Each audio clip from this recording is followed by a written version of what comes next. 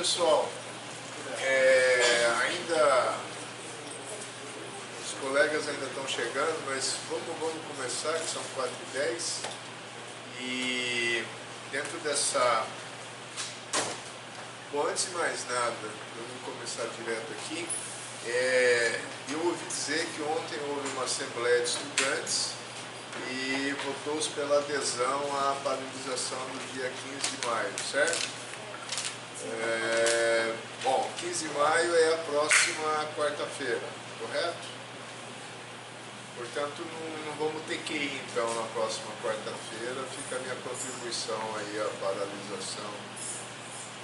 Também não achei ninguém para falar no dia 15 de maio, daí eu fui muito útil com a grata. E tem alguém aqui do movimento estudantil, esse tradicional, marxista, cultural, ideológico, etc, etc, etc, ou seja, que é do DEAL, do algum centro acadêmico aqui, tem alguém? Você não poderia organizar uma QI para discutir isso? Não agora, porque agora vai ser o Augusto que vai falar, e na quarta que vem vai ser... Mas podia ser uma atividade aí. Pode ser, eu posso. Quê? Pode, depois você me dá um toque. Porque eu acho um negócio interessante de discutir, mesmo porque eu estou escrevendo uma coluna cujo título é A Balbúrdia faz bem à universidade. Pô, daí vai ter uma paralisação, vai ter uma parte do público externo que vai me xingar, tal, se eu compartilhar no Facebook. Mas enfim, eu acho que é uma coisa que vale a pena discutir. Então, um daqueles temas colocados inicialmente era exatamente isso, a questão da interdisciplinaridade, a percepção que vocês têm de que isso acontece me chamou a atenção sobre a percepção de que isso acontece muito nas organizações, pouco nas disciplinas.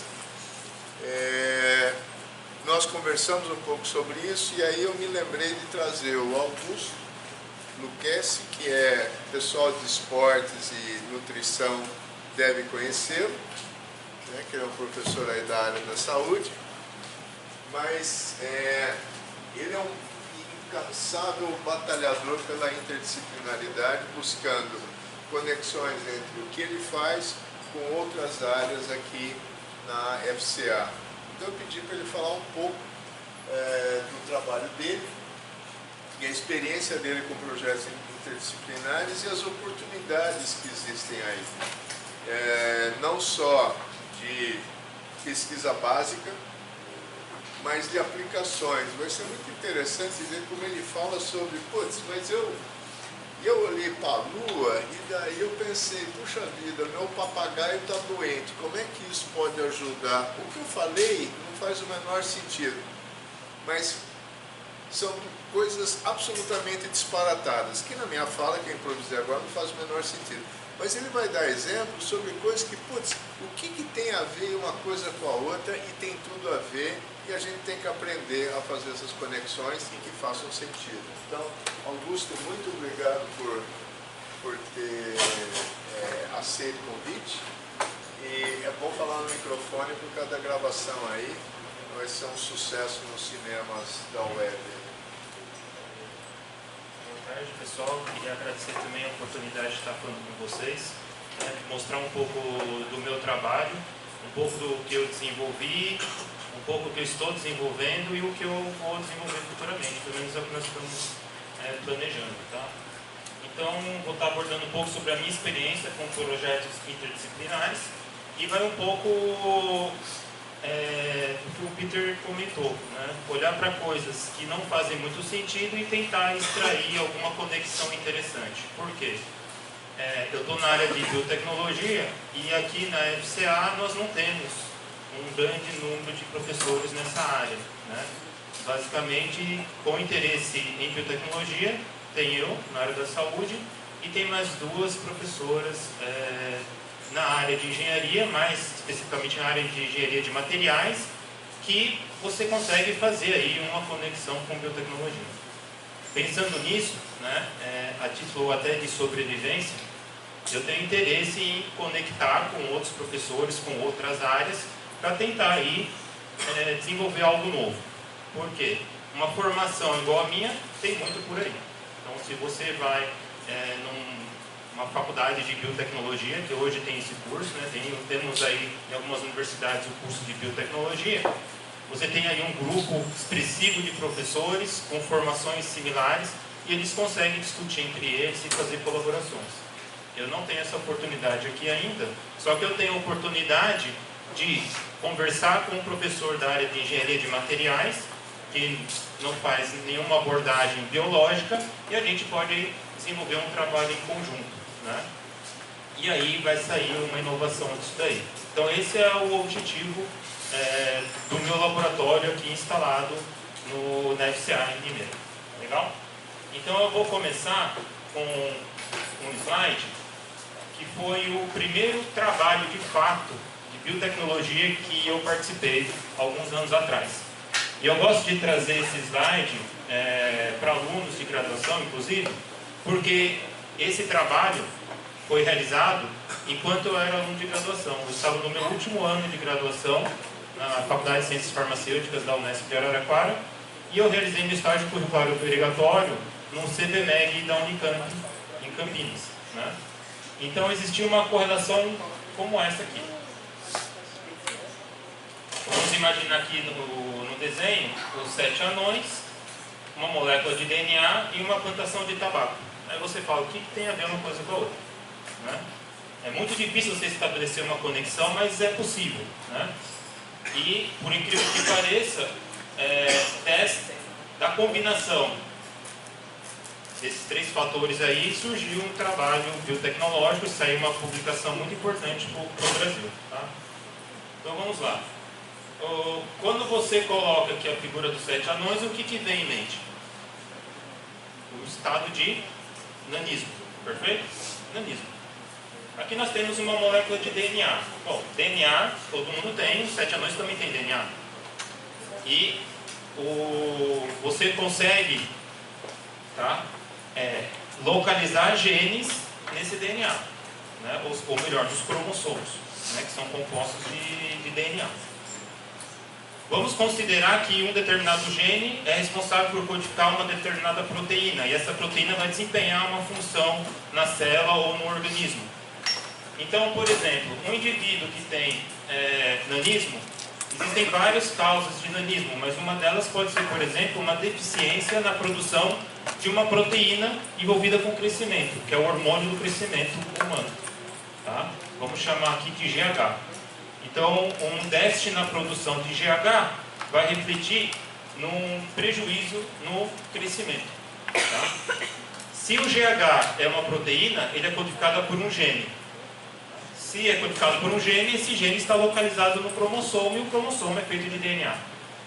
E onde que entra a plantação de tabaco nessa história? Entra, então, nesse trabalho que nós publicamos, né? Foi um trabalho coordenado pelo professor Paulo Arruda, né? Em que o gene codificador do GH humano foi transferido para plantas de tabaco, ou seja, foi gerado uma planta transgênica que produz uma proteína humana, no caso, o GH, o hormônio do crescimento humano. E essa produção foi direcionada para sementes de tabaco. Então, quando nós analisamos as plantas, tá, nós verificamos a produção de GH apenas na semente, que foi o alvo tecido de interesse.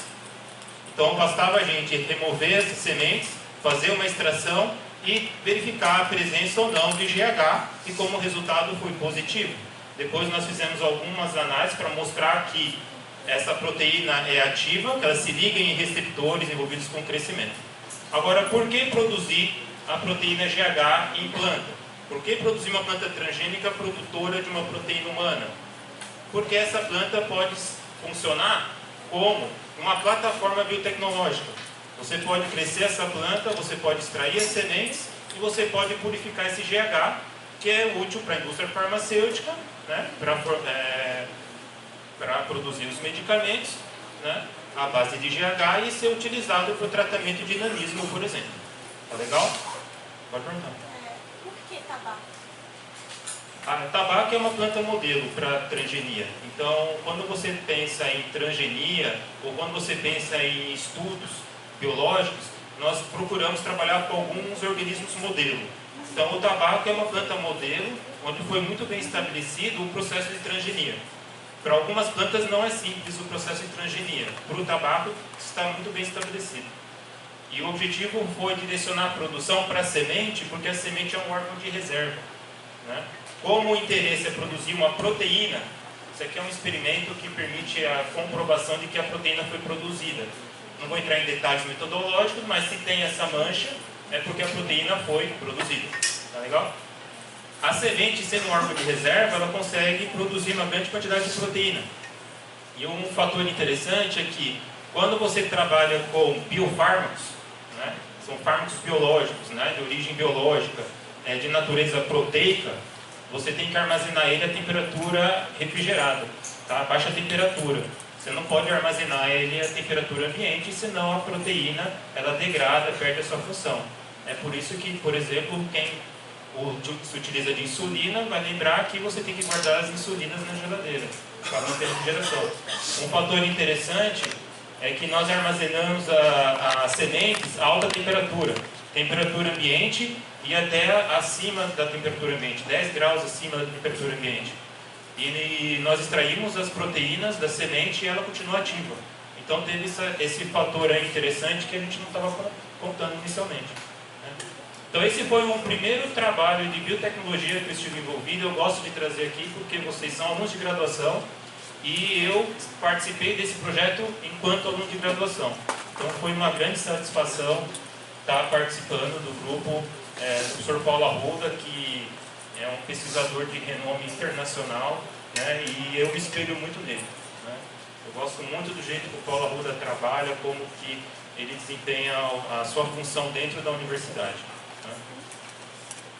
Bom, vou colocar aqui uma outra conexão que teve minha participação, né? Algumas coisas que eu colocar aqui não seguem uma ordem, né, temporal, mas é que eu acho muito interessante. Então observem esses desenhos aqui, essas figuras, tá? Então aqui nós temos uma exemplificação de uma proteína, uma determinada proteína, não vem ao caso qual proteína é essa. Nós temos aqui uma foto tirada real de uma tourada, né? E aqui maconha. Será que tem alguma coisa que conecta essas três figuras, né? Bom, a conexão dessas três figuras aí, né, deu origem a um trabalho que eu desenvolvi após o meu doutorado. Eu trabalhei por um período numa empresa de biotecnologia até ter a aprovação de uma bolsa de pós-doc, e aí eu retornei para a universidade, em que foi desenvolvido, né, um trabalho baseado em um peptídeo, tá, chamado hemopressina. E nós verificamos nesse trabalho que a hemopressina por via oral, ela tem um efeito agonista inverso em receptor canabinoide CB1. E como efeito final, nós verificamos uma analgesia nos animais que foram utilizados nesses experimentos. Tudo bem? Ou seja, existe uma proteína chamada hemopressina, só que é pequenininha, então a gente passa a chamar de peptídeos, tá? Esse peptídeo, em modelo animal, por via oral, nós verificamos uma eficiente analgesia, tá? Ou seja, retirada de dor. Tá legal? E o mecanismo envolvido foi por meio de ação nos receptores canabinoides CB1. São agonistas inversos do receptor canabinoide CB1. Tá?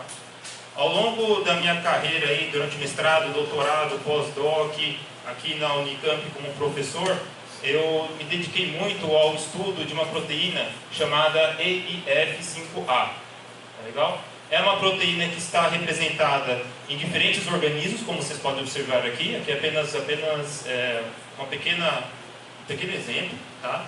A proteína EIF5A ela é encontrada em todos os eucariotos, tudo bem? Como, por exemplo, planta. Aqui eu trouxe o exemplo da Arabidopsis, sapo, Xenopus tropicalis, aves, tem a galinha, camundongo, rato, cachorro. Tudo Tudo bem? Todos esses organismos produzem essa proteína EIF5A. E essa proteína EIF5A tem uma característica muito interessante, que não é encontrada em nenhuma outra proteína da natureza. Isso, para mim, é um dos fatores que mais me chama a atenção. Tá? Nós temos milhares de organismos diferentes. Se você pensar que cada organismo apresenta milhares de proteínas diferentes, imagina a complexidade de proteínas que existe no bioma. A quantidade de proteínas existentes entre os eucariotos. E apenas esta proteína apresenta essa característica que eu vou mostrar para vocês agora. Então aqui está a representação de uma estrutura da proteína EIF5A humana. E existe uma localização em que nós encontramos um aminoácido chamado hipusina.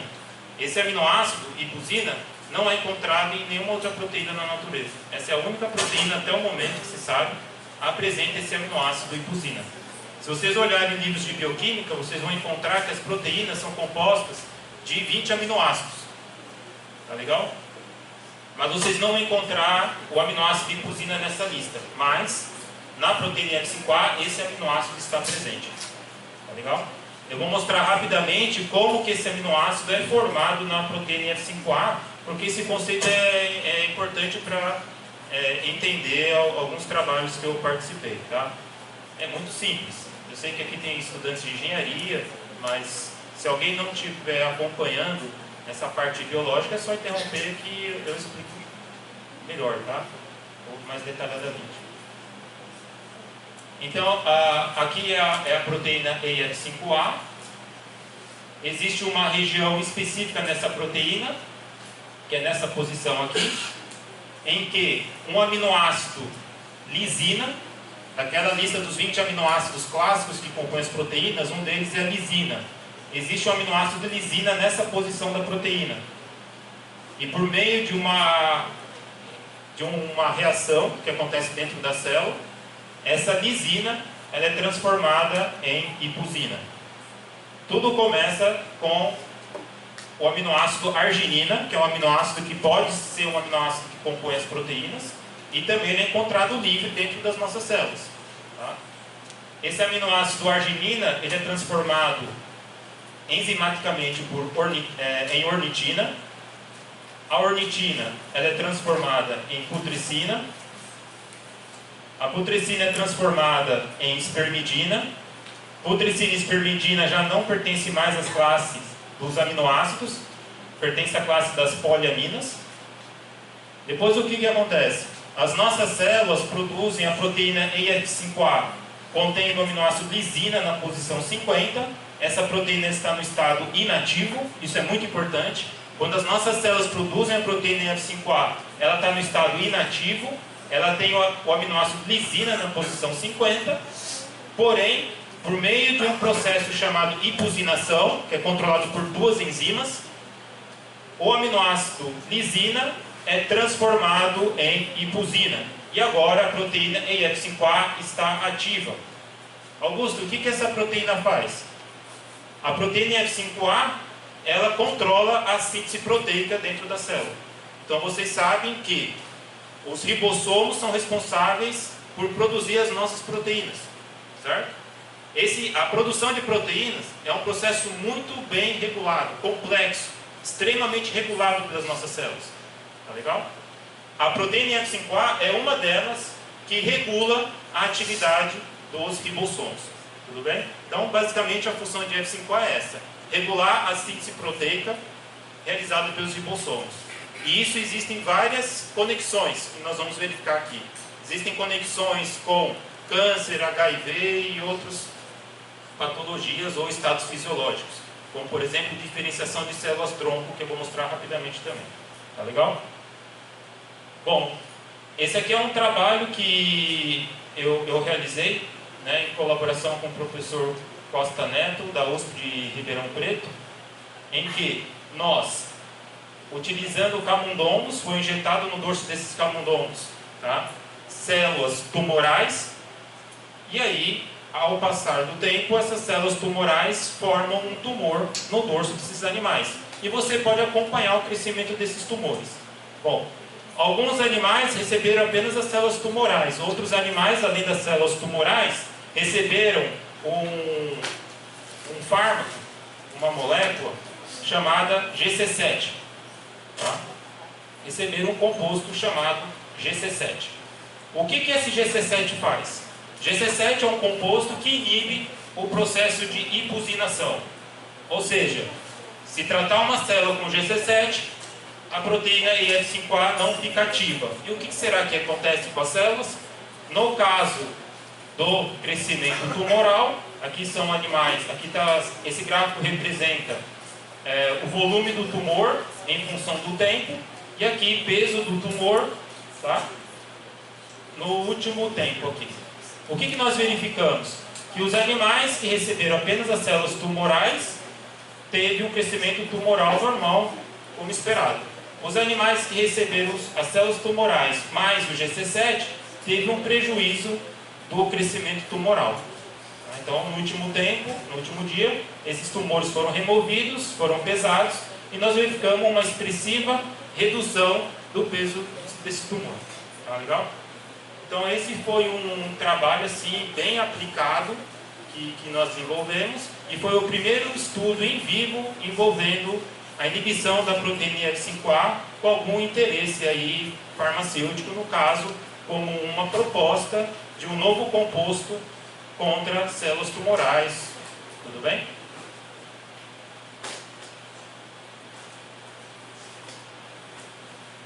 Vocês vão ver que eu vou falar de vários estudos, então são 2, 3 slides de cada estudo, tá? Então eu não vou entrar em detalhes de cada um, porque aí acaba ficando uma coisa muito maçante, né, para quem não é exatamente dessa área.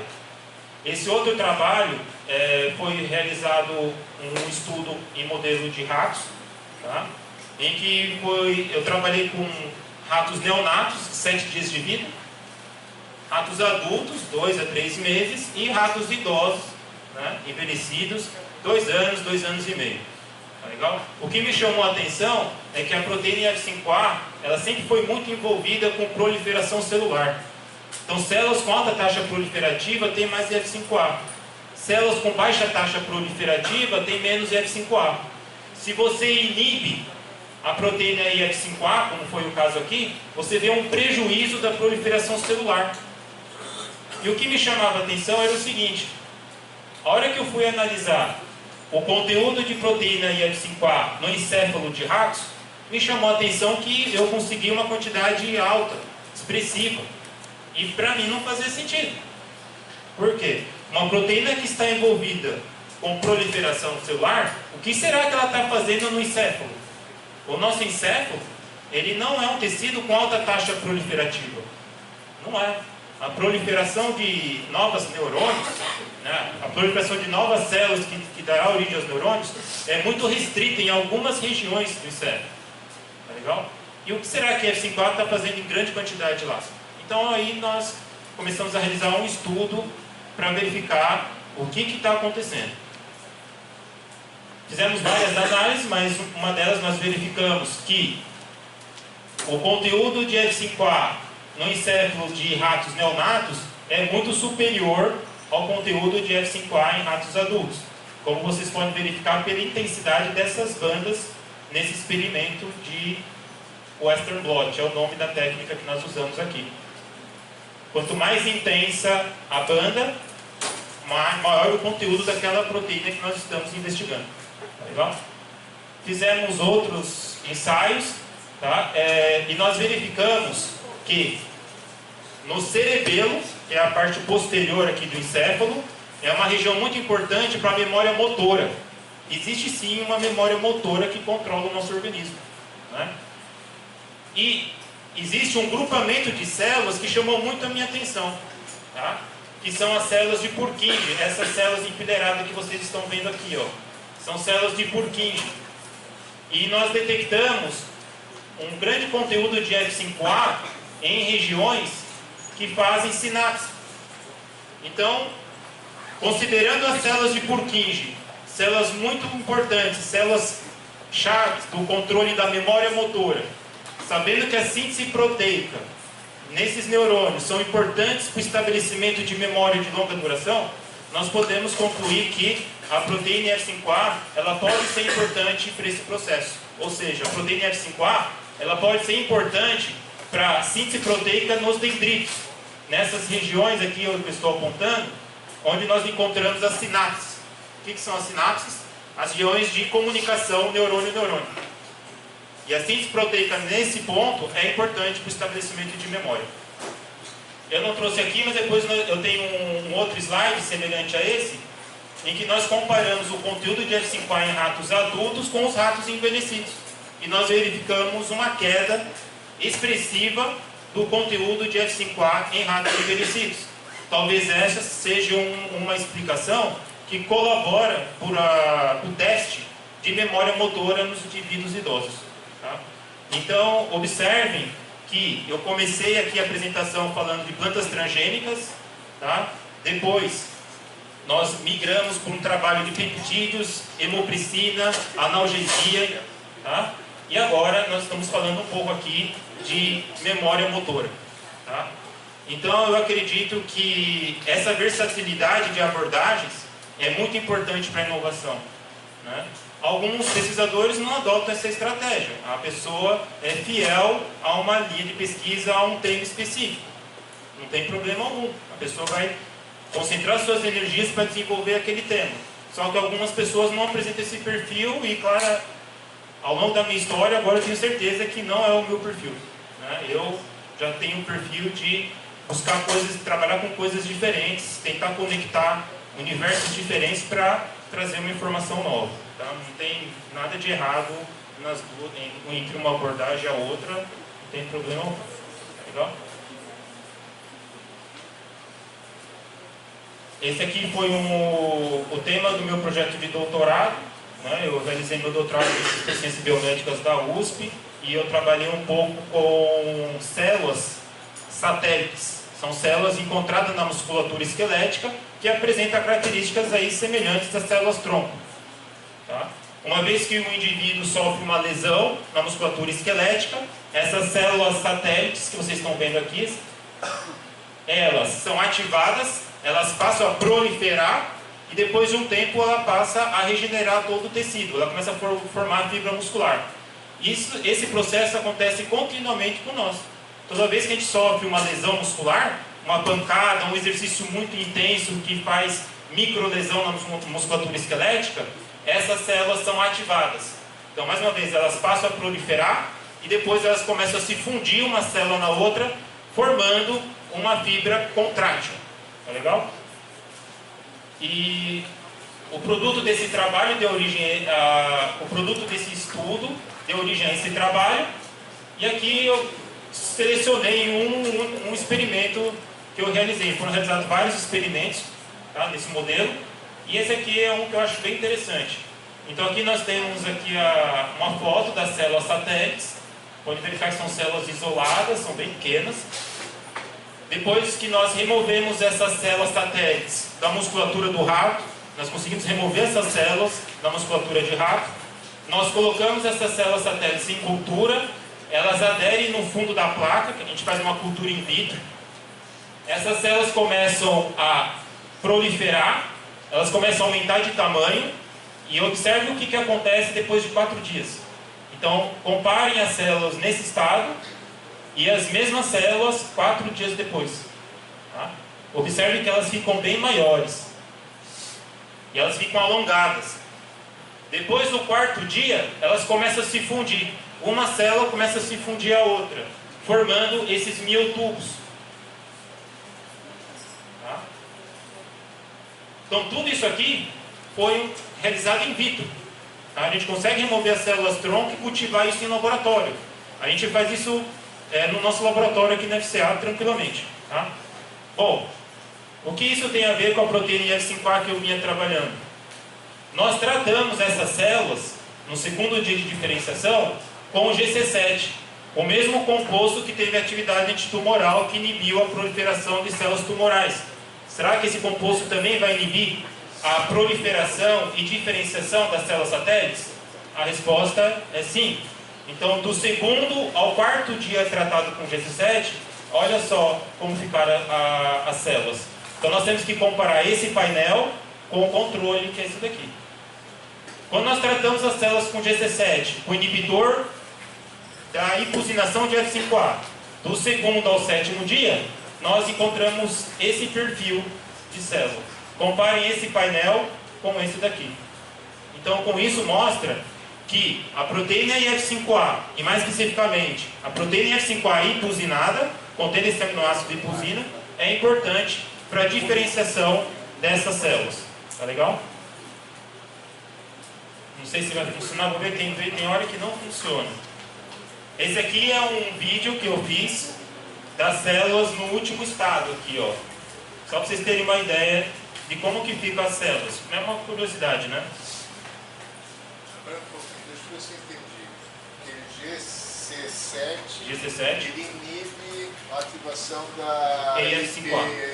Essa aí. Perfeito. Então, ok. Então, ao inibir, você vê que o crescimento foi prejudicado. ou seja, aquela proteína é importante no crescimento. É perfeito. Ela é importante para a regeneração muscular. E essas aqui são as células no último dia. Então, eu acho, foi uma das, para falar a verdade, foi a visualização em microscópio mais bonita que eu já vi. Porque você remover células satélites, depois de 7 dias você formar 1000 tubos contráteis, é muito interessante. 1000 tubos contráteis são os tijolinhos do músculo. Sim, são as fibras musculares que em conjunto faz a musculação. Administração pública, além de engenharia, então... Olha lá, vocês estão vendo ela contraindo ali, ó? Esse aqui é um videozinho curto, ó. É exatamente isso que você vê no microscópio. E é muito interessante esse modelo, porque você pode adicionar o que você quiser lá para estudar a contração muscular. Porque isso aqui não deixa de ser um processo de contração muscular. Então, se você tem não é o objetivo do meu laboratório, mas de repente tem algum pesquisador que tem interesse em estudar a contração muscular do ponto de vista mais celular ou molecular, pode se utilizar desse modelo. Você pode adicionar no meio de cultura, essas células estão em meio de cultura, você pode adicionar um composto qualquer de interesse e avaliar o seu efeito no mecanismo de contração muscular. Tá legal? Você pode voltar no slide anterior? Tipo, ali no último, ali dos 2 7 dias do GC7, elas estão voltando para o estado natural? Não, elas não retornam, elas estabilizam. Elas ficam muito próximas a esse estado do quarto dia. Elas até crescem um pouco de tamanho, mas elas não conseguem se fundir, formando as fibras musculares. Esse aqui é um outro trabalho, né, que eu participei.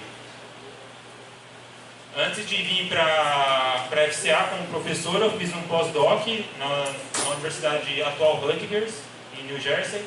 E lá nós trabalhamos com HIV.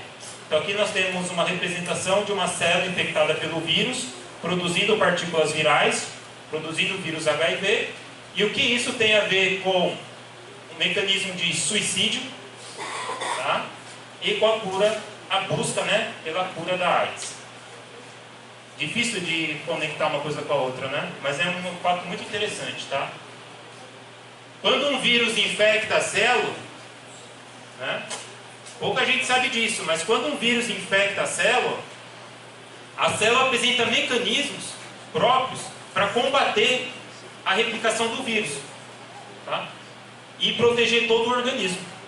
Um desses mecanismos é acionar a apoptose. Imagine a situação em que nenhuma célula daquele organismo está infectada. Um vírus vai infectar uma célula X. Se quando o vírus estiver infectando essa célula rapidamente morrer, vai ser produzido novas partículas virais? Não. E você acaba a infecção por aí. Então é uma tentativa da célula preservar todo o organismo. Então quando uma célula, um vírus, infecta uma célula, a célula tenta, entre aspas, aí, cometer suicídio. E para nós, esse termo é apoptose. A célula tenta entrar em apoptose. Se rapidamente ela acionar os mecanismos de apoptose, ou de morte celular programada, essa célula vai morrer e o vírus não vai conseguir replicar. Entretanto, o vírus apresenta mecanismos de desarticular esse mecanismo de apoptose. Então, aí ele consegue infectar a célula vai tentar entrar em apoptose, mas não consegue, e aí novas partículas virais serão produzidas, e aí esse vírus vai se espalhar e vai infectar outras células. E nesse trabalho aqui que nós realizamos, o que nós fizemos? É um grupo que também trabalhava com a proteína F5A, já existiam alguns dados na literatura mostrando que F5A é importante para a replicação do vírus HIV, e o que nós fizemos? Nós tratamos linfócitos, tá, com uma droga, no caso é o ciclopirox, tá? E essa droga ciclopirox, ela foi muito tóxica para as células que continham o vírus, ou seja, as células que a gente tratou com o vírus. As células que não estavam infectadas, que eram as nossas células controle, essa droga tinha pouca atividade. Então, nós acompanhamos a cultura, nós avaliamos o mecanismo de apoptose, avaliamos a carga viral por meio da quantificação do RNA viral e de uma proteína chamada P24 do vírus também. Tá? O que nós verificamos? Que as células que apresentavam o vírus, essa droga, o ciclopirox, conseguia acionar o mecanismo de apoptose. E o ciclopirox é um outro inibidor da proteína F5A. E aí as células rapidamente entravam em apoptose. As outras células que não apresentavam o vírus, são células sadias, tá? Esse mecanismo de apoptose não era expressivo. Com isso a gente conseguiu afetar a replicação do vírus e até zerar a carga de proteína P24 viral nesse estudo que foi realizado in vitro. Tá? Foi um estudo muito demorado, né? Essa minha participação foi em 2009, nós já estamos em 2019, foi um trabalho há 10 anos atrás. Depois, em 2012, eu voltei para lá, já era professor aqui, realizei mais alguns trabalhos nesse projeto e a gente publicou esse trabalho aqui. Tá legal? Quando você fala demorado, quanto tempo foi então? Quando eu entrei no laboratório em 2009, esse trabalho já estava sendo executado há pelo menos 2 anos.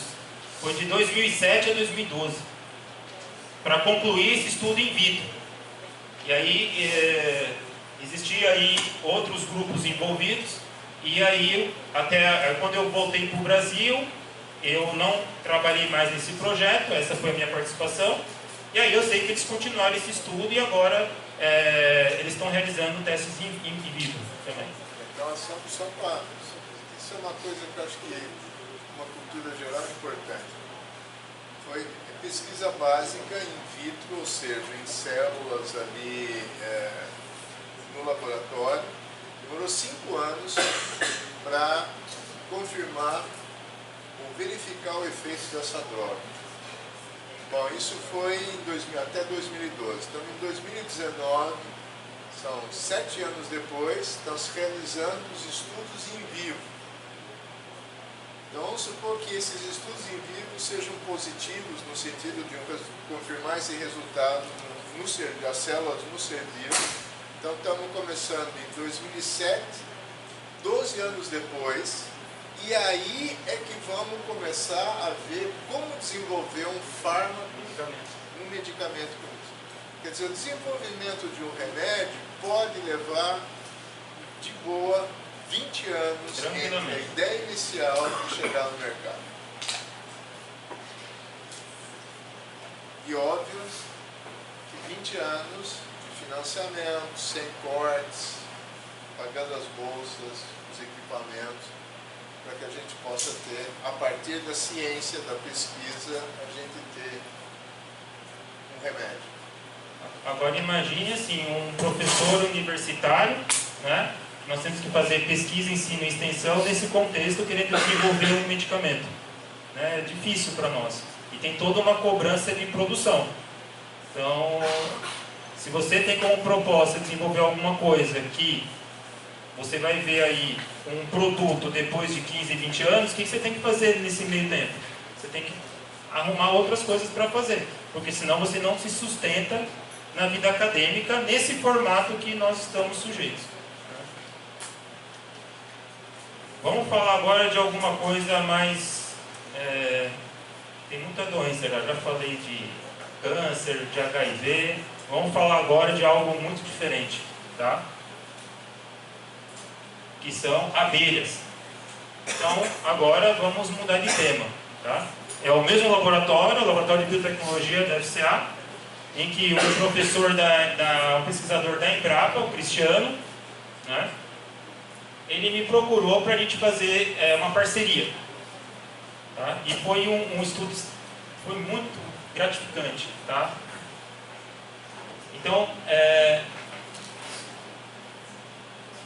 nesse trabalho, que foi um trabalho que foi publicado numa revista de alto impacto, a Current Biology, é uma revista muito respeitada, né? Ele estudava colmeia, né? E o Cristiano verificou que lá na colmeia começava a formar um fungo. Lá na colmeia. Essa aqui é a larva que vai dar origem à abelha. E aqui nós temos aqui um fungo. Tá legal? Bom, se você vai lá, puxa, imagina a situação que você vai lá na sua colmeia, que você está trabalhando, pesquisando, e você vê um monte de fungo.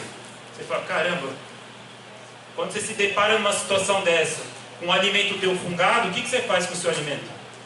Você abre a geladeira, o pão está mofado, está com fungo, você faz o quê? Você descarta, né? Então, olha só o que acontece.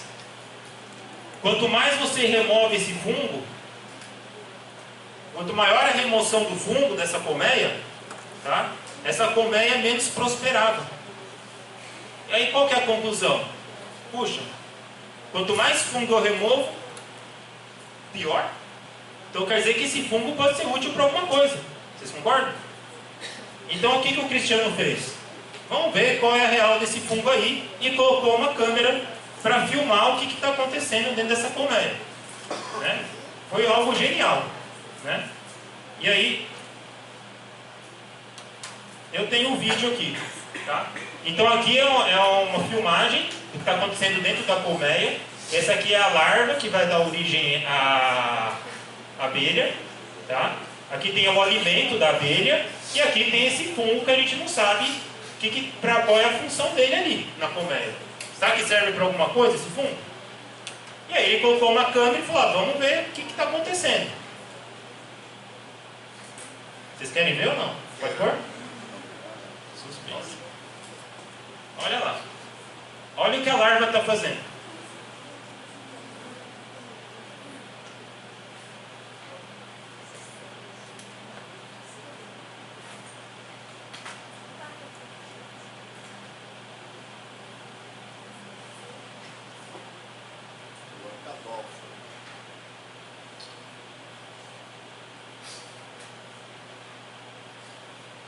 Beleza? Então agora faz sentido. Se você remover o fungo, a colmeia não prospera, por que a colmeia não está prosperando quanto mais fungo você remove? Porque o próprio fungo é um alimento para a larva, né?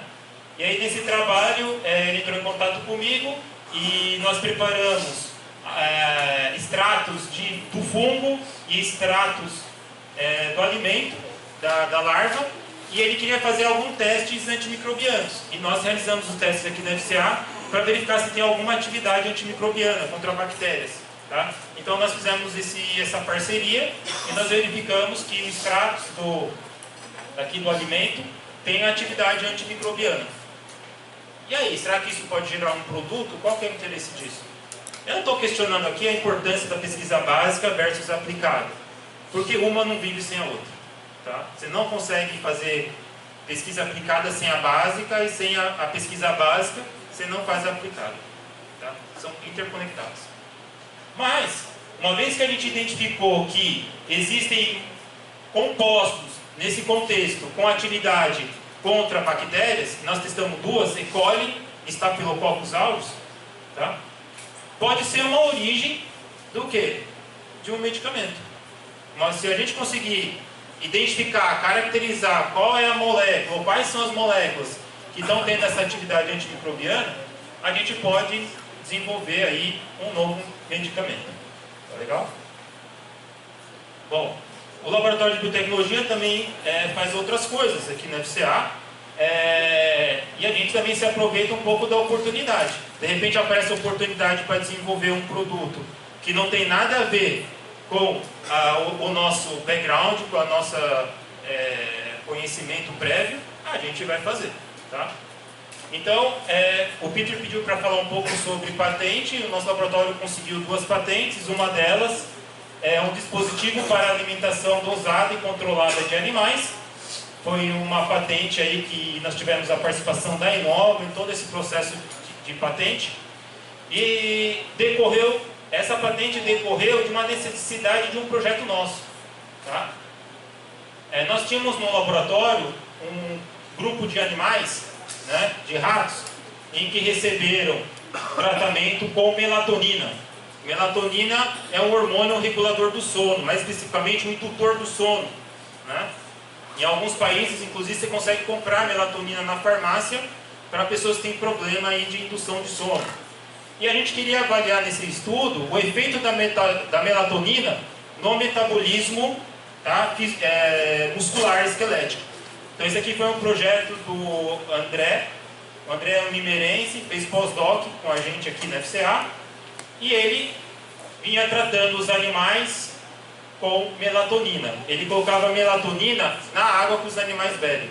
Só que tinha um problema. Tinha que chegar aqui 6 da manhã, pôr melatonina, depois no final da tarde colocar melatonina. Tinha esse problema, tá? De 12 em 12 horas você tinha que ir lá no biotério e colocar ou tirar a melatonina. Sábado e domingo também. Inclusive. E aí ele falou: Augusto, será que a gente não consegue inventar alguma coisa que dá melatonina e tira a melatonina sozinho? Eu falei: mas como? Um robô? Não tem como a gente desenvolver um robô, né? Eu consigo fazer um soquete, colocar 2 fios e colocar uma lâmpada. Agora, como que eu vou desenvolver um robô que põe ou tira a melatonina? E a gente começou a pensar: bom, não precisa ser um robô.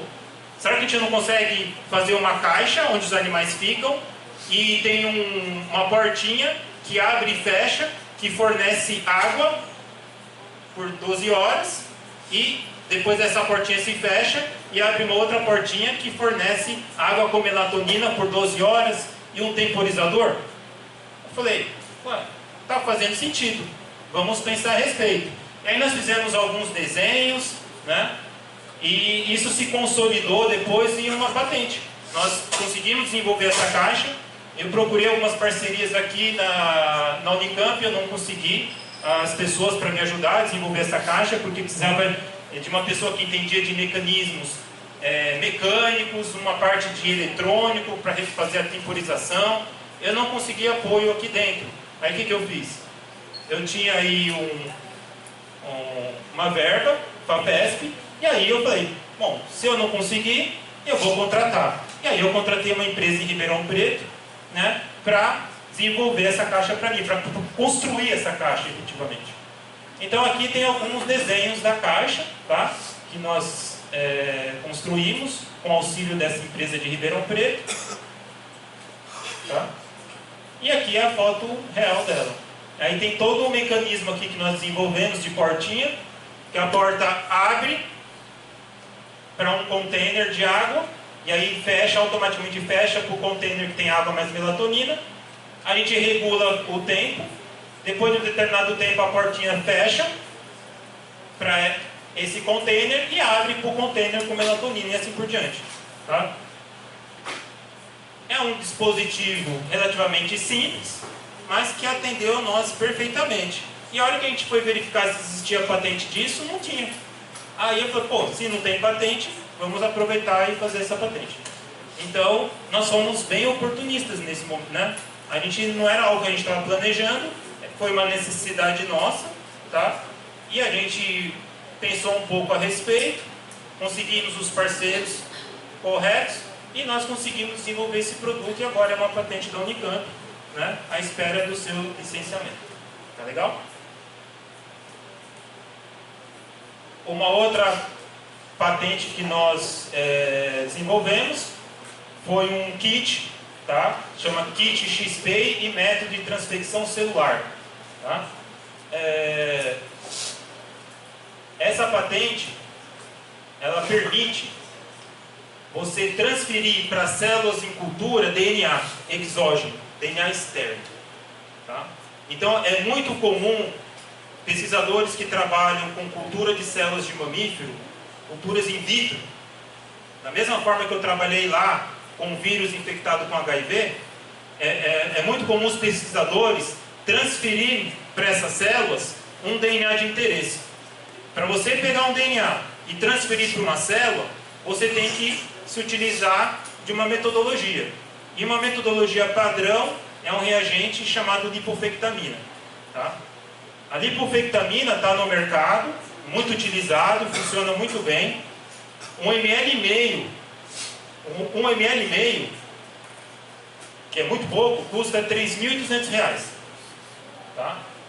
E esse kit que nós desenvolvemos, ele consegue transferir DNA para células-alvo de forma tão eficiente quanto a lipofectamina, tá? Só que é um custo muito baixo. Nós fizemos aí uma estimativa de custo. O custo de produção, tá, de 1,5 ml dá R$ 7. Então, nosso laboratório, centenas de laboratórios no estado de São Paulo, né, e no Brasil, pagam R$ 3.200 por 1,5 ml de lipofectamina. Funciona super bem.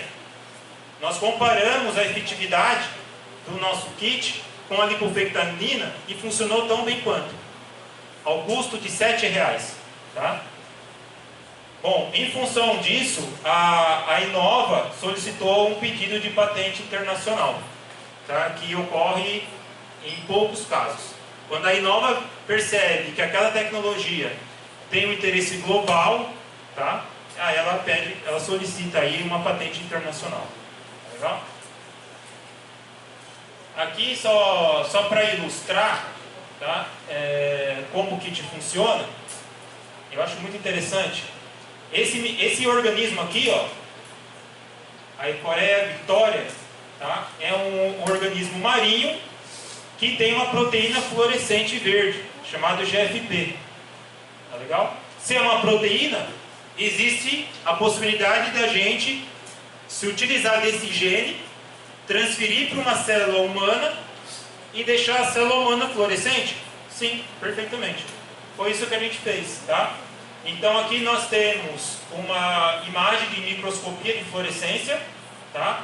Em que nós tratamos as células com o nosso kit de transfecção, tá? Só que aqui não tinha o DNA, e aqui embaixo nós temos concentrações diferentes do reagente de transfecção, tá? Mostrando que a efetividade do kit. Se as células ficaram verde fluorescente, é porque o kit funcionou, tudo bem? Se a célula não ficar verde, é porque o kit não funciona. Então aqui é apenas um painel de controle negativo, e aqui são diferentes condições que nós realizamos o ensaio utilizando o nosso kit. Tá? Então aqui nós conseguimos transferir para as células humanas o gene que codifica a GFP. E aí as células passaram a ficar fluorescentes. Porque a gente tem que provar que o kit funciona. Né? Nós provamos a funcionalidade do kit por 4 métodos diferentes. Esse foi um dos métodos. Tá? Um outro trabalho que nós estamos desenvolvendo, então tudo isso que eu falei para vocês, coisas que a gente desenvolveu no nosso laboratório. Sim? E agora eu vou falar para vocês um pouquinho de coisas que a gente está desenvolvendo. Tá? Em parceria com o professor Maurício, nós estamos trabalhando com alguns extratos vegetais, né, para avaliar a atividade antitumoral. Né? Então isso aqui é apenas uma ilustração aí. Nós estamos tratando células leucêmicas com os extratos do professor Maurício e nós estamos verificando uma efetividade no bloqueio da duplicação do DNA, que é um pré-requisito essencial para a célula tumoral duplicar. Quando uma célula duplica, ela tem que antes duplicar o seu DNA. Tudo bem? Por que é importante desenvolver moléculas com capacidade antiproliferativa? Um alvo são células tumorais. Outro alvo poderia ser, por exemplo, os estentes farmacológicos, que é utilizado em cardiologia. Você pode impregnar os estentes com moléculas moléculas antiproliferativas para melhorar a efetividade aí dos stents. Legal?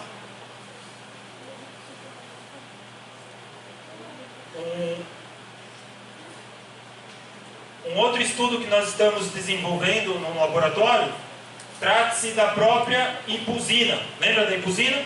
Então nós vamos voltar a trabalhar com a ipusina aqui, tá? Então essa aqui é a proteína IF5A que eu mostrei anteriormente, e aqui nós temos o aminoácido ipusina na posição 50. O que acontece com as nossas proteínas depois que a célula produziu essa proteína? As proteínas desempenham funções nas células mais diversas. Depois de um tempo, essa proteína é degradada, certo? Quando uma proteína é degradada, o que eles são liberados? Aminoácidos. A própria célula pode reutilizar esses aminoácidos para a síntese das novas proteínas. Quando a proteína IF5A é degradada, além dos 20 aminoácidos clássicos conhecidos, o que também é liberado? Ipusina. Será que essa ipusina serve para alguma coisa? Porque reutilizar a ipusina para síntese proteica não acontece. Já foi detectada ipusina na urina. Ah, então ficou fácil. A proteína IF5A é degradada, a ipusina é liberada, essa ipusina liberada acaba sendo excretada. Não vê? E acabou o assunto. Mas não é bem por aí. Tá? Foi detectado ipusina livre no nosso organismo em 1971. Já faz um bom tempo. Tá? Essa aqui é a estrutura química da molécula ipusina. Em 1986, foi verificado que a ipusina se liga em GABA. O que é o GABA? GABA é essa molécula aqui. Simplesinha, mas extremamente importante para o nosso organismo. É o neurônio inibitório do sistema nervoso central mais importante que nós temos. E aí a grande pergunta é: o que será que a ipusina está fazendo ligada ao GABA?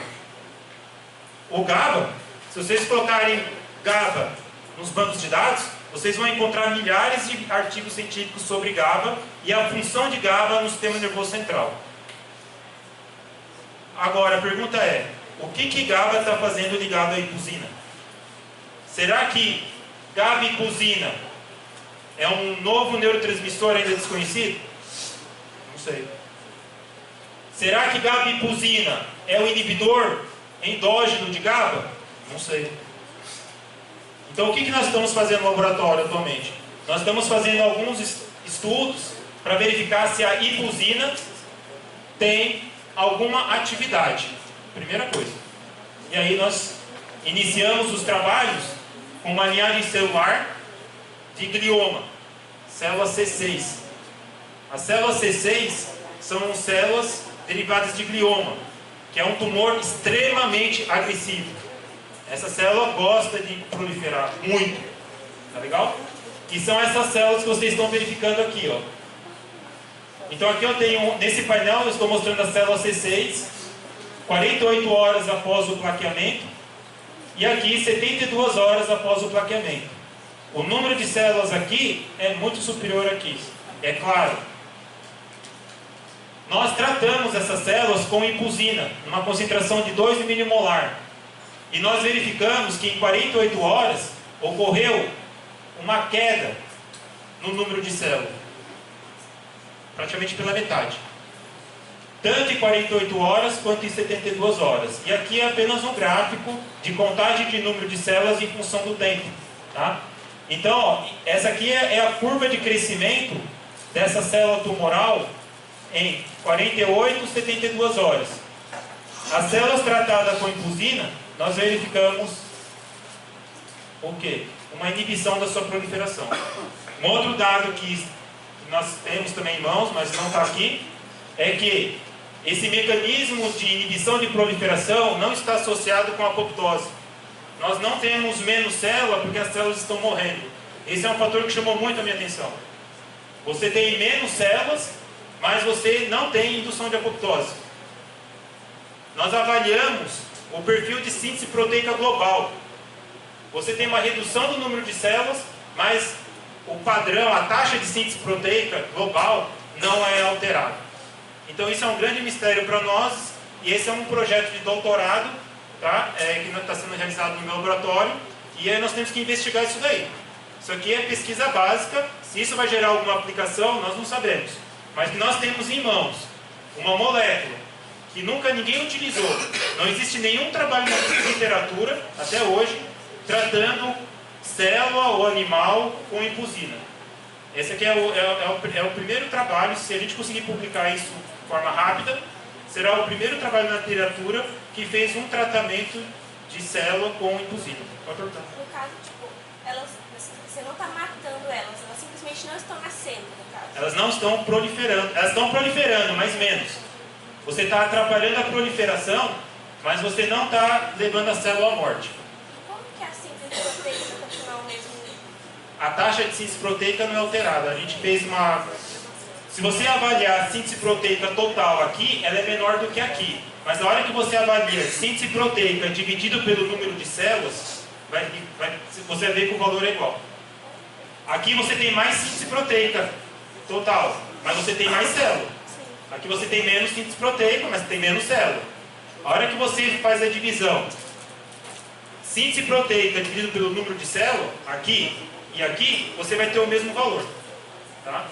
Agora, o que me chama muito a atenção é o fato de inibir proliferação, chama muito a atenção. Legal, porque essa é uma molécula endógena. Nós temos essa molécula no nosso organismo. A gente produz impusina. Tá? E nunca ninguém verificou que a impusina afeta a proliferação. Essa é a primeira evidência. Associado a isso, parece que essa molécula é super segura, porque ela não está induzindo morte, não está causando toxicidade. Então, no futuro, pode ser que essa molécula seja interessante para elaborar medicamentos que tem como objetivo inibir proliferação celular, mas que não esteja associado com toxicidade. Você quer um exemplo disso? Por exemplo, imunossupressores. Existem várias situações em que você tem interesse em inibir, suprimir o sistema imunológico. Você quer inibir a proliferação de células do sistema imune. Só que você não quer matar essas células. Então, de repente, a impusina pode ser interessante nesse mecanismo aí. Tá legal? Acabou, Peter? Se quiser, eu falo mais um pouco aí. Não, chega. Deixa eu te perguntar um pouco. Vamos agradecer ao Augusto.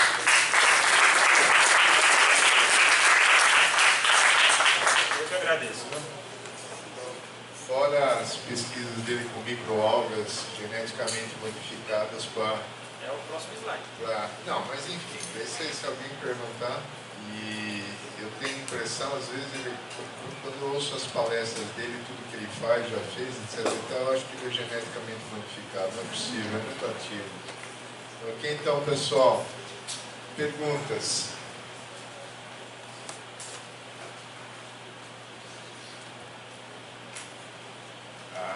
Perfeito.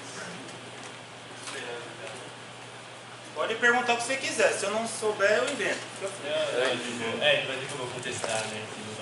Então, eu queria primeiro parabenizar esses trabalhos e tal. Eu estou curioso para saber da microalga que ele falou. Mas eu queria saber sobre o nome dos projetos, que foi uma coisa que me despertou uma curiosidade muito grande. Eu queria saber se a relação ela foi feita numa analogia antes da pesquisa ou a pesquisa e depois da analogia na relação das imagens. Você me pegou nessa aí. Caramba, já? Foi depois. Foi depois? Foi depois. Apenas por questões assim, didáticas. Mas eu acredito que tudo isso está de alguma forma enraizado dentro da gente. Né? Então é só para chamar a atenção o seguinte, nós temos o nosso trabalho, você tem que aproveitar as oportunidades que estão em volta. Tá? E eu posso até mostrar para vocês aqui, né, alguns slides, mostrando essas oportunidades que estão surgindo aqui para mim, na FCA, que vai mais ou menos nesse caminho. Tá? Por exemplo,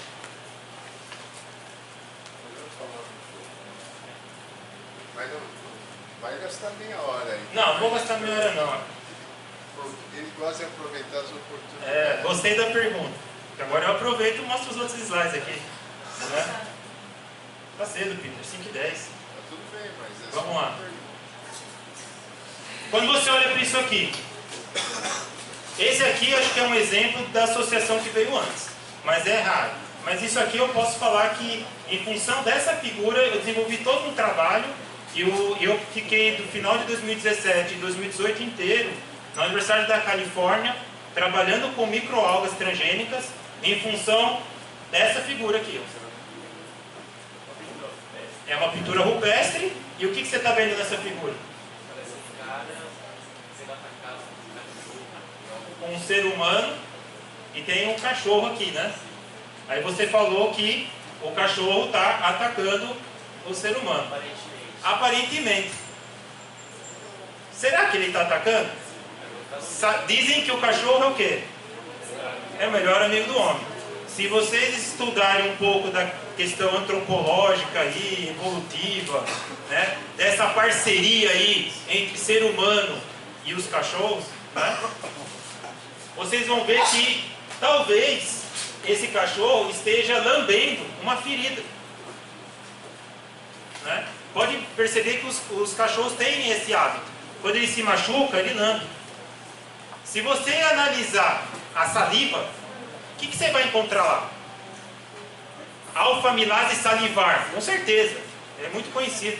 Todo mundo sabe que na saliva você tem muito dessa enzima, a alfa-amilase salivar, que é útil para quebrar os amidos. Né? Eu não sabia. Não. Só que na saliva tem outras moléculas, tem moléculas bioativas, tem fatores de crescimento. Existem moléculas lá, produzidas pelo cachorro, produzidas por nós na nossa saliva, que protegem o nosso organismo. Tá? E um exemplo é essa proteína aqui, ó, é a SLPI. Então, como eu disse para você, proteína é o quê? É um polímero de aminoácido. Então, a proteína está aqui, ó, começa aqui, ó, vem para cá, vem, e ela termina aqui embaixo. Ó. Então ela está começando aqui e termina aqui. Essa proteína é a SLPI. Ela está presente nas nossas secreções. Tem na lágrima, tem na saliva, tem na mucosa vaginal. Tá? Onde tem secreção, tem SLPI.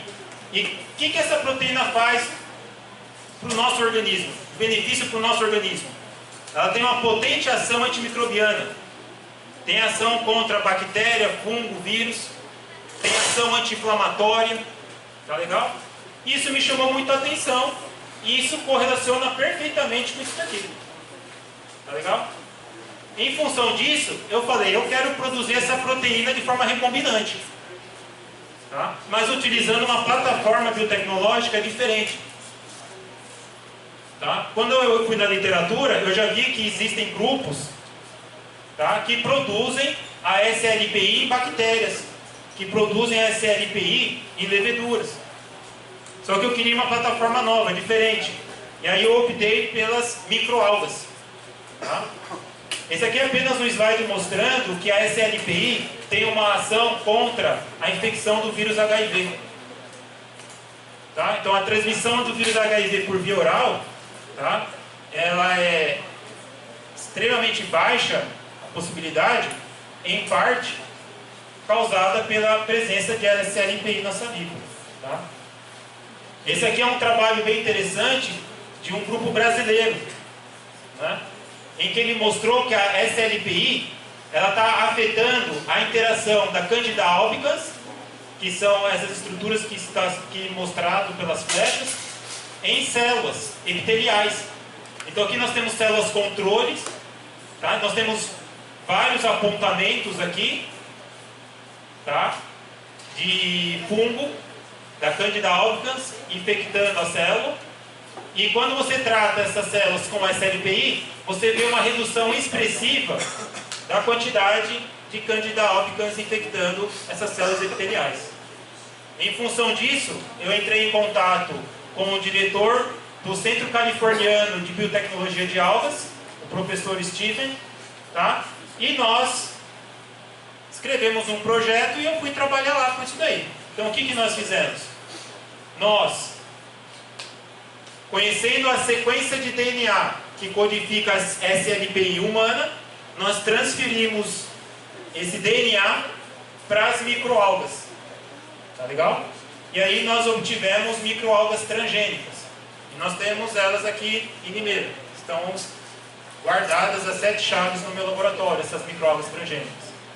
E aqui é apenas um experimento, tá, mostrando que essas microalgas transgênicas produziram a proteína humana, SLPI.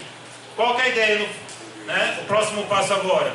Produzir essa proteína em larga escala, usando a microalga, legal?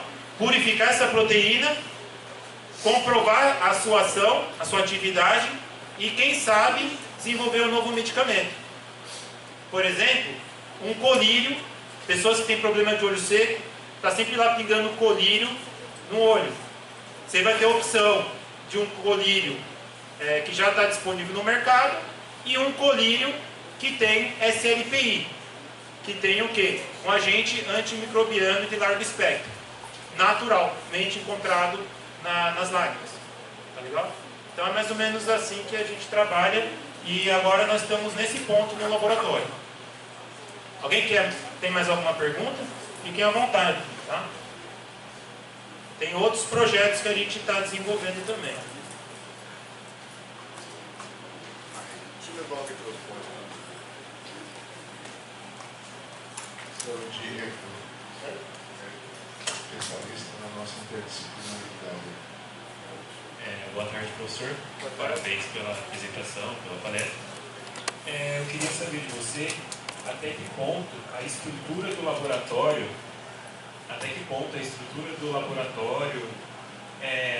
tudo que você tem nele ali, é fundamental para você conseguir chegar nessas pesquisas, conseguir trabalhar de maneira mais interdisciplinar, poder não seguir apenas uma linha de pesquisa e poder topar, aceitar desafios novos, estudar e trabalhar em áreas diferentes. Espera aí, deixa eu pegar o microfone, que essa resposta aqui é importante para ficar registrada para a eternidade.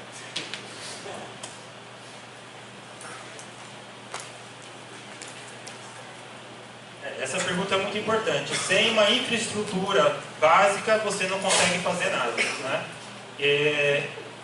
Quando eu ingressei na FCA, eu fui estimulado a escrever um projeto JP1 FAPESP.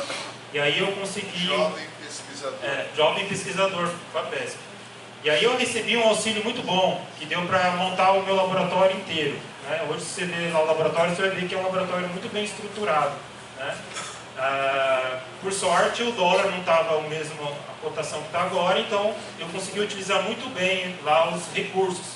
E nós temos total independência no laboratório, aqui na FCA Limeira, para realizar trabalhos envolvendo cultura de células de mamífero, toda a parte de clonagem de genes, expressão de proteínas recombinantes em bactérias, expressão de proteína recombinante em modelo de mamífero, análise de DNA, análise de RNA e algumas análises de proteínas. Tá? Alguns equipamentos são de elevado custo, que não é interessante a gente ter aqui na FCA. Tá? Por exemplo, quando a gente prepara um DNA, que eu vou chamar aqui de um plasmídio, contendo um gene de interesse clonado, depois que a gente prepara esse DNA, a gente tem que fazer um sequenciamento. E temos que usar um equipamento de sequenciamento. Então não convém eu pedir um auxílio para comprar um equipamento desse porte, que é de elevado custo. Então o que eu faço? Eu pego lá o meu material e encaminho para uma facility, para algum laboratório, tá, que tem esse equipamento só para fazer essa análise. Minha sequência está perfeita? Perfeita. Volto para o meu laboratório e continuo trabalhando. Tá? Mas essa questão do recurso realmente é fundamental, né? Eu tenho um laboratório todo montado, como eu disse, para modelo de mamíferos, bactérias, né? Então, grande parte dos meus equipamentos eu consigo trabalhar com essa temática aqui, com a plataforma de microalgas, tá?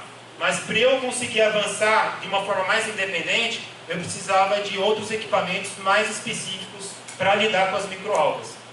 Apareceu um edital JP2, que é novo. Eu falei, opa, JP2 é para quem teve JP1. Eu estava no meu último ano, tá, que eu poderia pedir o JP2.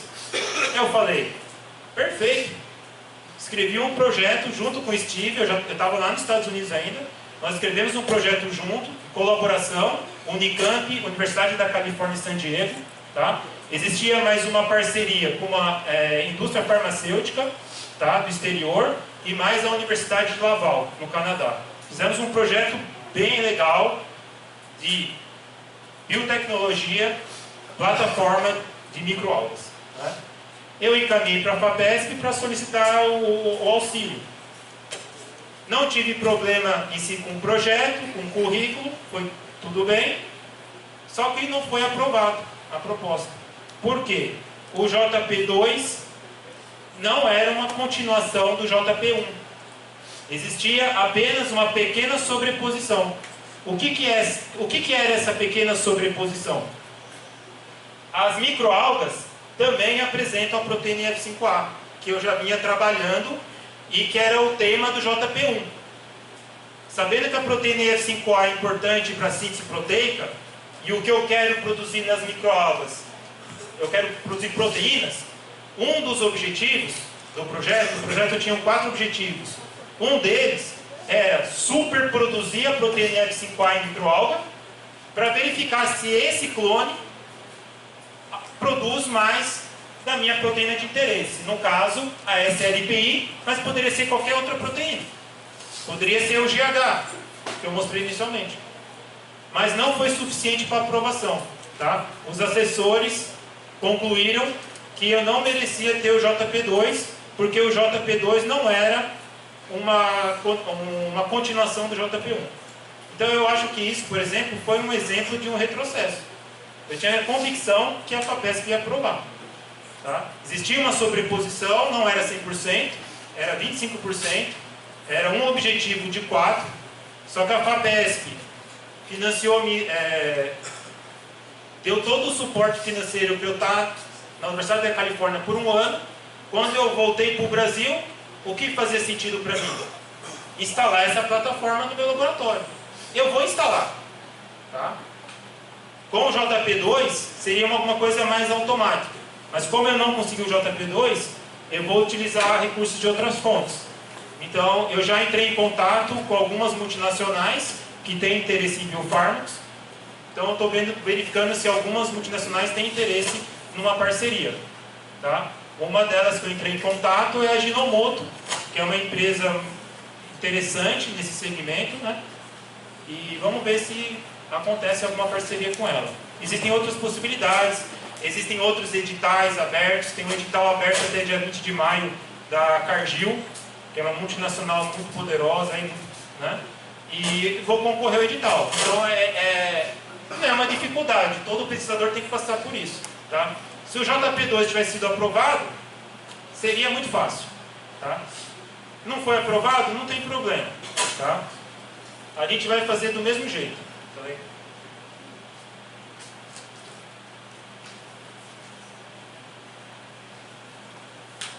Mais perguntas?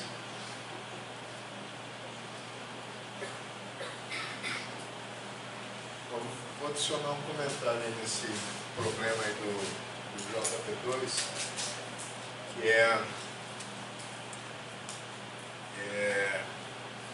que eu acho, eu percebo isso é um problema. A pesquisa precisa ser financiada.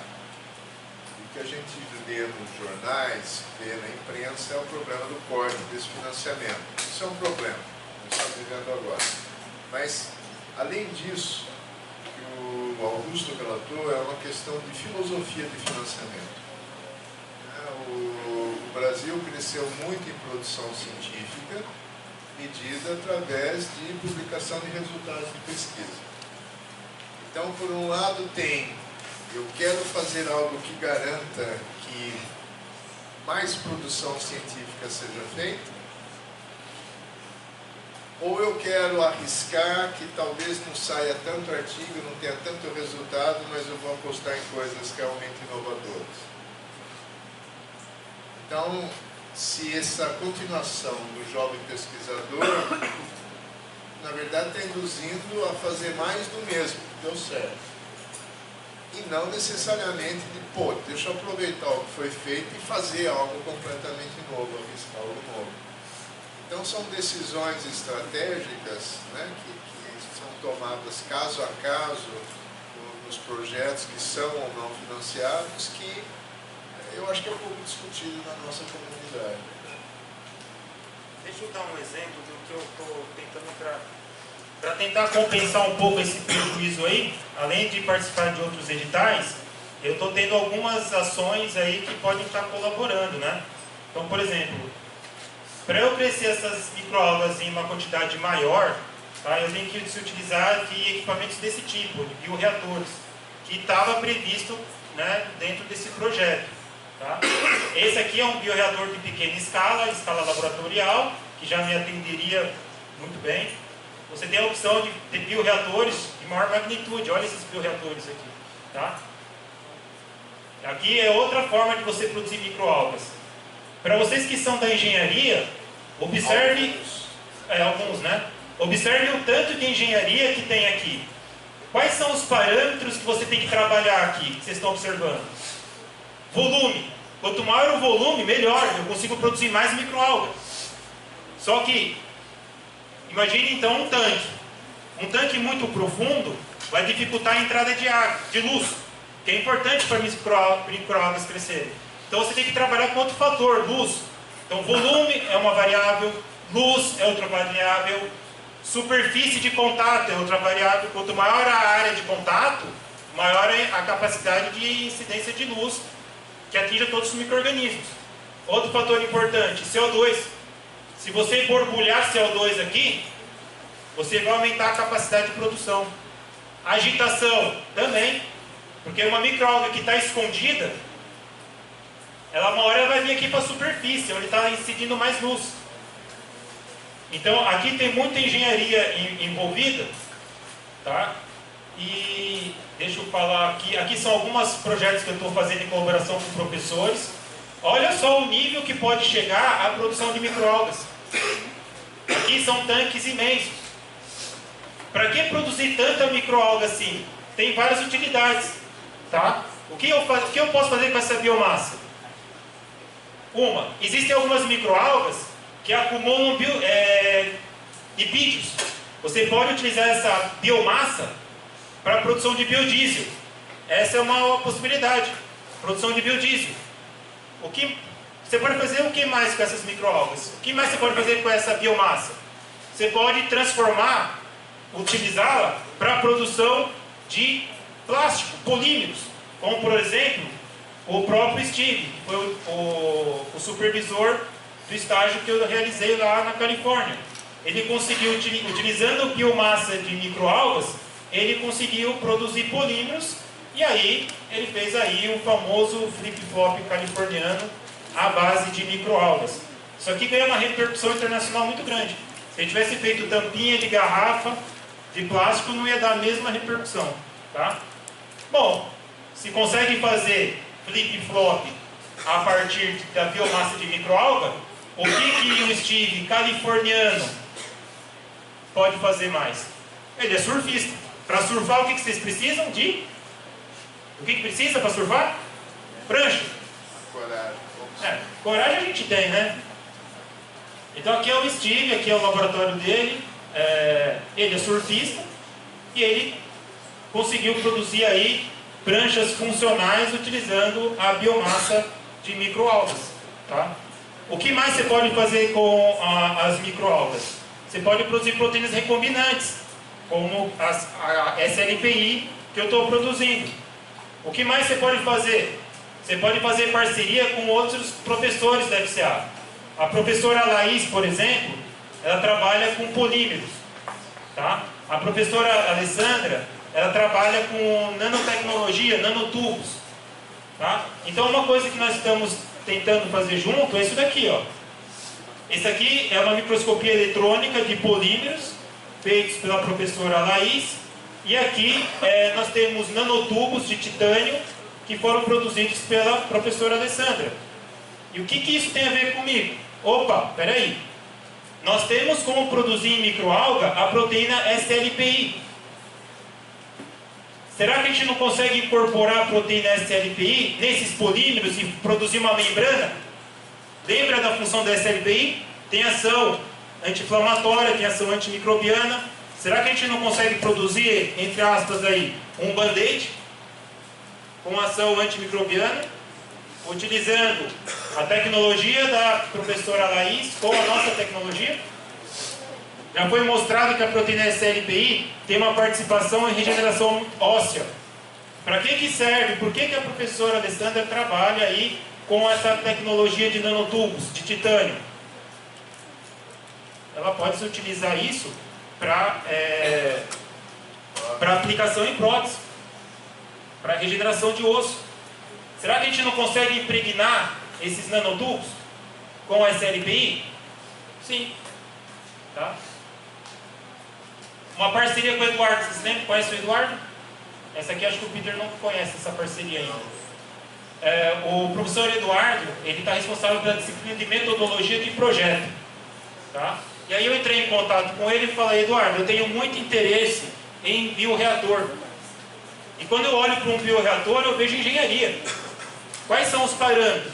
Volume, temperatura, agitação, disponibilidade de ar atmosférico ou de CO2 diretamente, né? Tudo isso são parâmetros que interferem aí no crescimento das microalgas nessa biomassa. E aí qual foi a proposta que eu fiz para ele?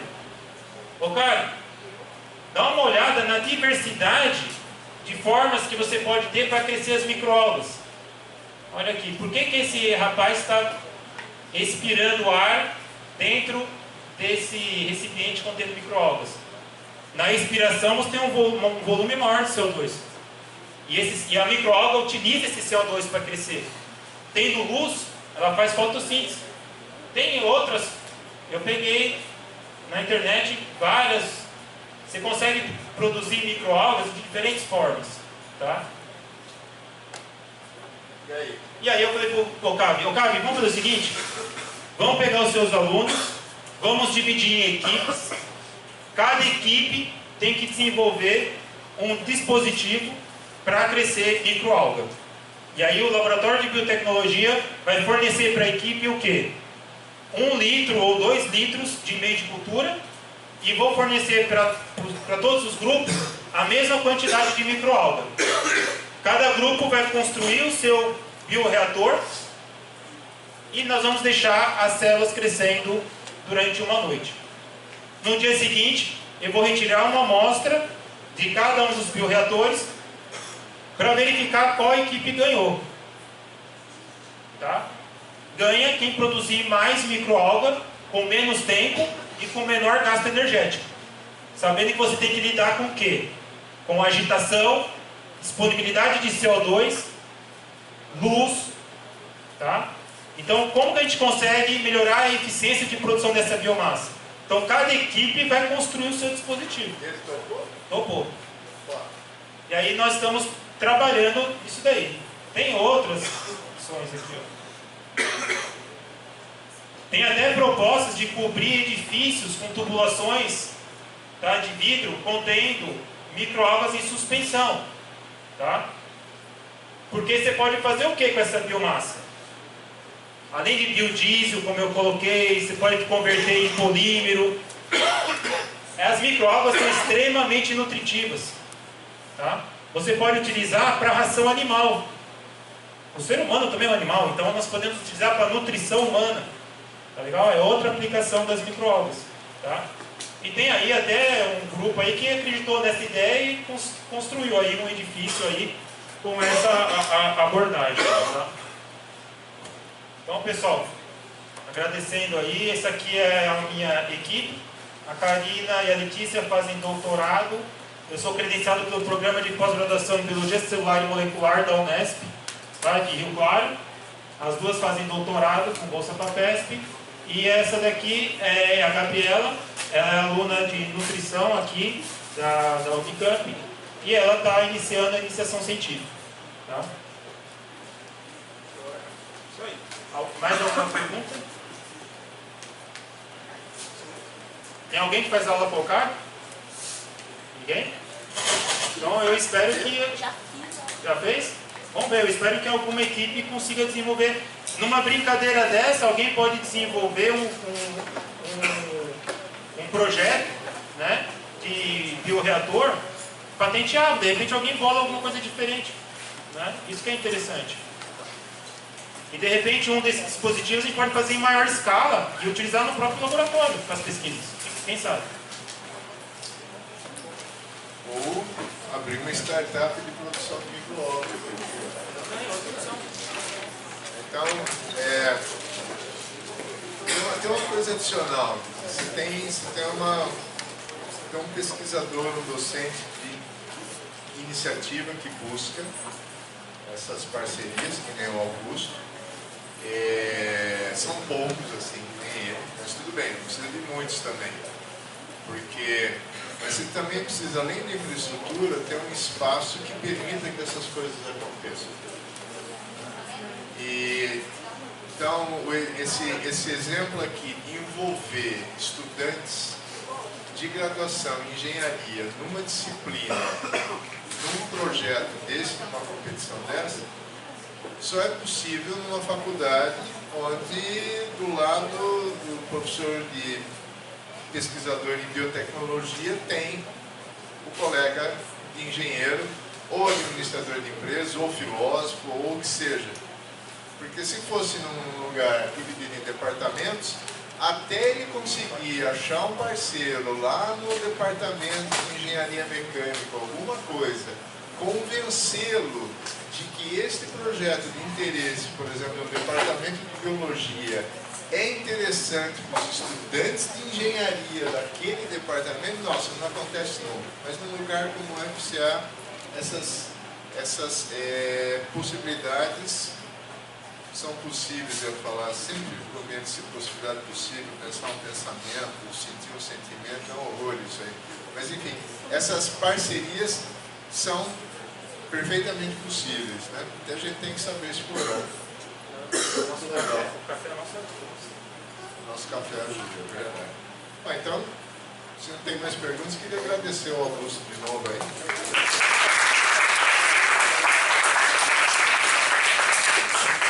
Se alguém quiser conhecer algum dos projetos, é só me procurar no laboratório de biotecnologia ou biotec, tá? Tenho o maior prazer de mostrar para vocês. Os projetos envolvendo cultura de células de mamíferos, as células tumorais, as microalgas, fiquem à vontade. Os equipamentos, o pessoal da engenharia tem muito equipamento diferente lá, vocês podem se inspirar para desenvolver alguma coisa.